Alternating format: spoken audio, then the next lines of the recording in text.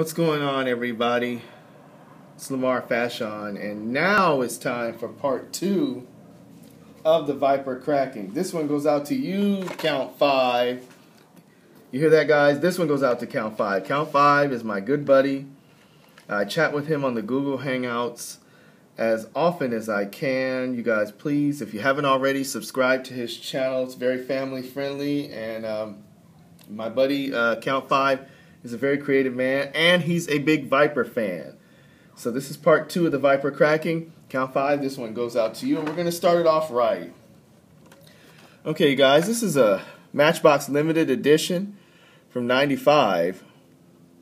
The California Viper Owners Club, limited to 5,000, whatever that means. We'll take a look around this thing. And if you see at the bottom there, it says World Class. So this is just basically the World Class casting with a decal on it. California Vipers Club, and this big old snake right there. We'll take a closer look. Nothing going on in the back, but this is a Tyco Matchbox. So I'll go ahead and crack it. I guess Tyco was the parent company of Matchbox before Mattel got their mitts on it and did what they're doing with it now. Whether that's good or bad, I have no comment on that. But let's take a look at the casting. First off, we've got some kind of window treatment here. And if you take a look now, I just pulled this out the blister, but look how scratched up and messed up it is now. I don't know if that came from the manufacturing process, but my best guess it came from bouncing around in the blister. So like I tell you guys, free the piece, crack your cars, keep them looking nice longer. Notice how the Goodyear tampos on the tires have rubbed away. That again is attributed to the packaging. We've got rubber tires. There you go. They've got tread. This particular casting in 1/59 scale. See, that's very cool. Matchbox, they run a little big, which is okay as long as they fit in my jammers and Plano cases. That's fine. Let them run big all day long. Here's another one. This too from Tyco. This is number 1, so this is number 1 of Matchbox. And this was, they called it a new model back then, the Dodge Viper GTS Coupe. This is when it finally got the roof. That's just a great looking car, that blue with the white stripe. I'm sure the collectors who haven't seen these cards, the date on the card is 96. Notice this says Tyco Toys. So this, again, this came from the Tyco era of Matchbox. Now I'll go ahead and crack it off camera. Count 5, shout out to you, buddy. You are the man. You guys know Count 5.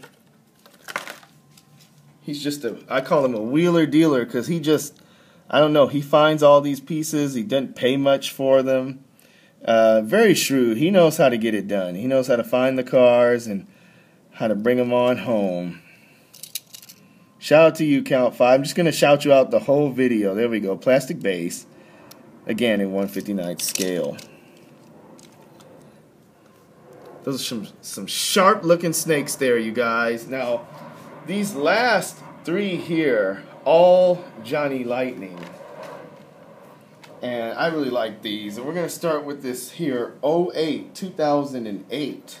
Okay, all of these are 2008 date variants of the Viper SRT-10. This one in this gray, I guess it's gray or gunmetal, I'm not sure, with the black wheels. That is just sick, you guys.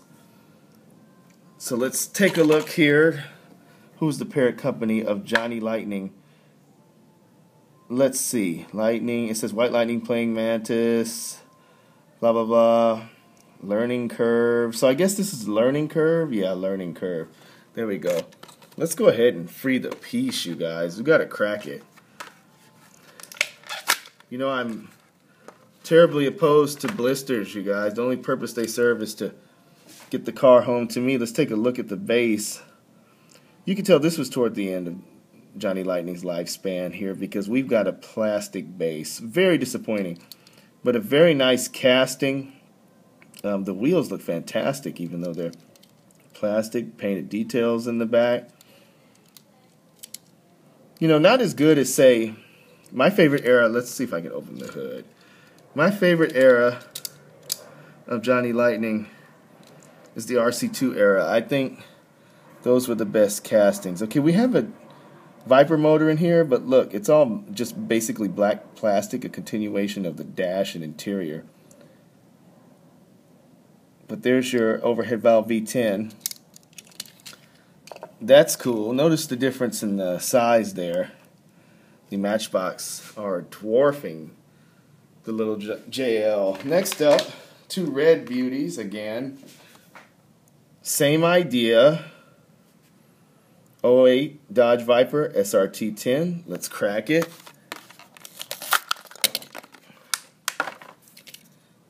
It's okay to let it fall on the pool table. Pool table's got felt on it, so that shouldn't damage them. They're plastic wheels, but they look cool.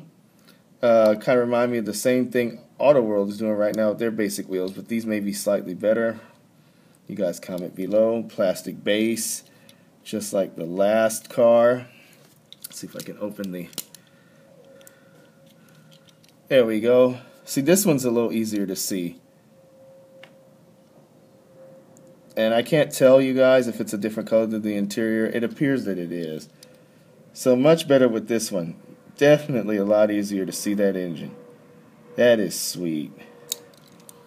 Big fan of the Viper, you guys. I don't know how you guys feel about the Dodge Viper, but it's been very successful in the States and abroad in terms of motorsport. And that's really all that matters, you know.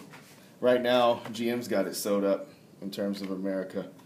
And the big dog on top. We'll see how Ford does at Lamar next summer. And finally, shout out to you, K5. I know you're a big Viper fan. The 2008 Dodge Viper SRT10 ACR, you guys. ACR stands for American Club Racer. So that's pretty cool. So you've got some added downforce and you know, minor weight saving measures, different suspension bushings, brakes, you know, stuff like that. Let's crack it. Let's free the peace. I'm rambling on.